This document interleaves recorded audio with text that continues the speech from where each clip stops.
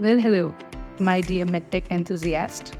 This is Kushbu Chaje from Maven Profit Services, and together we will be unlocking some complex regulatory requirements and current trends being followed by MedTech industry. Now, ever since we started the Expert Initiative, where we have taken up the task of educating our fellow MedTech community through white papers, blogs, and presentations, it has always been on the top of our mind to start a more detailed series of episodes where we dive deeper into topics related to regulations, standards, and guidelines.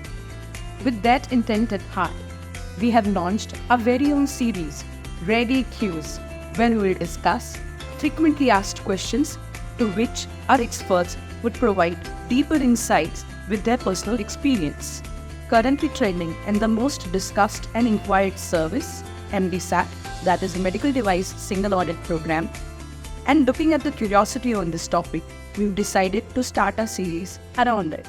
So today we have our very own in-house expert, Ms. Shweta Thakkar. Thanks for the introduction, Kushbu. Actually, for the last 2 years, I'm working as a QA and QC executive at Maven. And during this course of my career, I have worked on various ISO 13485, 21 CFR and MSF projects. So Shweta, coming back to today's topic, what exactly is MDSAP? Well, Kushbu, I'm glad that you use this term MDSAP because I have heard this from many of the manufacturers who use this term as a MDSAP, which is incorrect. The right term is MDSAP, the Medical Device Single Audit Program. So basically, the MDSAP is a globally harmonized standard which is used to audit the organization or medical device manufacturer to ensure the safety and performance of the medical device. Okay, Shweta, you used the term globally harmonized standard. So how exactly is it globally harmonized? See, I have said this that MDSAP is a globally harmonized standard because MDSAP covers the 5 major country-specific requirements. And by having that MDSAP certificates, the manufacturer are able to sell their medical device into 5 major countries. Now, what are those 5 major countries? First is Australia, Canada, Brazil, Japan, and the USFB. You can say that these all are the participating regulatory authorities of the MDSAP. So Shweta, tell me more about MDSAP. How did this MDSAP actually come into picture? Yeah. Previously what was the scenario that manufacturing facilities were audited by various notified bodies or various regulatory bodies. At that time, what manufacturer had to do, they had to follow the stringent measures which were set by those regulatory bodies. So it was become a hassle for the manufacturers because manufacturers didn't know that how many times those regulatory audits were going to conduct it. So to overcome this issue, the INDRF has come up with the solution that is this MDSAP. What they have done, they have drafted the regulation and merged the 5 country-specific requirements. And so now MDSAP covers this 5 major country-specific requirements which I have mentioned earlier. So by having this MDSAP certificate, manufacturers are able to sell their medical device into those 5 major markets by going through a single audit. Wow, that sounds like such a relief for the manufacturers. So Shweta, continuing this conversation, could you tell me how exactly should manufacturers, comply with this MDSAP requirements? Yes. See, whenever any manufacturer comes to me that how to comply with the MDSAP, I always assist them by referring this MDSAP guidance document and other country-specific regulation. What we do, we decode the requirement and implement the same into documentation as well as manufacturer's premises too.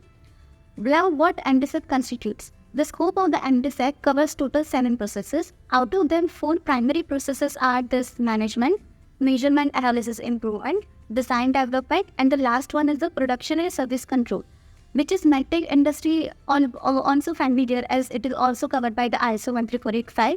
One supporting process is the purchasing, which is also covered by ISO 13485. Now, what sets MDSAP apart are 2 additional processes. Out of them, one is this medical device advisory notice and adverse event, and the other one is device marketing authorization and facility registration. Okay, so in all it quite sounds like we are familiar with MDSAP at some level because of ISO 13485, but what basically sets it apart from ISO 13485 is the extra support that we get for market authorization and facility registration process. Okay, that sounds wonderful. Yeah.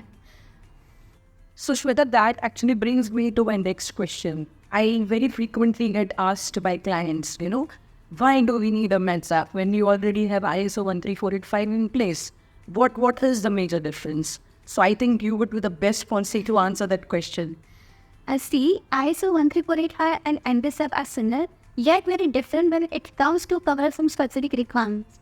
ISO 13485 provides you the information regarding how to maintain your quality management system. But by following that standard alone, you are not able to sell your medical device into the market. Okay. For example, Europe. If you want to sell your medical device into European market, then you need to have a separate CE certificate along with implemented ISO 13485 certificate. Secondly, some countries do not extend the ISO 13485 certificate. For example, the US. They have their own quality management system to follow. So if you want to sell your medical device into the US market or start your medical startup into the US market, then you have to follow this 21 CFR requirements. Another difference we can say that NBSF has given this provision that by having this certificate, you are able to send your device into 5 major countries by covering those country-specific requirements. Also, NBSF provides the companies to improve their internal processes, efficiency, and performance. Okay, and what about the documentation? Like, if you already have a quality management system documentation set prepared as per ISO 13485, do you really need to have a separate set of QMS for NDSAP? No, you do not require to have a separate QMS set. See, if you have implemented QMS set at your premises, then what you have to do, you just need to cover those country-specific requirements into your documentation. A separate QMS set is not required here. Okay, yeah, that sounds good. Yes. So Shweta, now we have been going about 5 countries, MedSAP covers requirements for all these 5 countries. Yeah. So, but what if the case is like the manufacturer is looking forward to comply with only 1 or 2 country-specific requirements and not all the 5 countries? See, NBSF has given this provision that if you want to sell your medical device into 1 country or 2 countries, then what manufacturer had to do? They had to cover those 1 country specific requirement or 2 country specific requirement into that QMS documentation. For example, if you want to sell your medical device into Australian market, then what you will have to do, you will only need to follow those Australian country specific requirement and implement the same into your QMS documentation. Okay. So we have been on and on about the advantages or benefits of having NDSAP. But are there any limitations or disadvantages associated with it? Yeah. See, NBSF is tightly associated with the certain standards, or any updates or any changes in that particular standard can cause challenges for the manufacturers. Let's see, for example, the withdrawal of the ISO 13485 standard from 15th of June. So to maintain their NBSF certification, manufacturers have to modify their QFS according to the revised ISO 13485 standard, further complicating the fact that the participating regulatory authorities may have different timetables to transitioning their QFS according to the revised standard. But it is to be noted that these changes are not that frequently. Like the standards or regulations are constantly reviewed, but major changes don't happen that frequently until or unless it is necessary for the patient safety. Correct. Second, we can say that the costs associated with the NBSF, retaining a third-party auditing organization can be expensive, especially when it compared to the country-specific regulatory bodies. However, the advantage of the NBSF that it covers the 5 million markets by avoiding the use of resources of the multiple audits, be it initial or surveillance audit, which are done every year, till the validity of the certificate, which significantly outweighs its disadvantage. So if we have to conclude this, there are certain limitations, but however, if we look into the pros of having a MDSAP certification, this significantly outweighs such cons which do not actually affect the manufacturers that much. Yeah. Okay.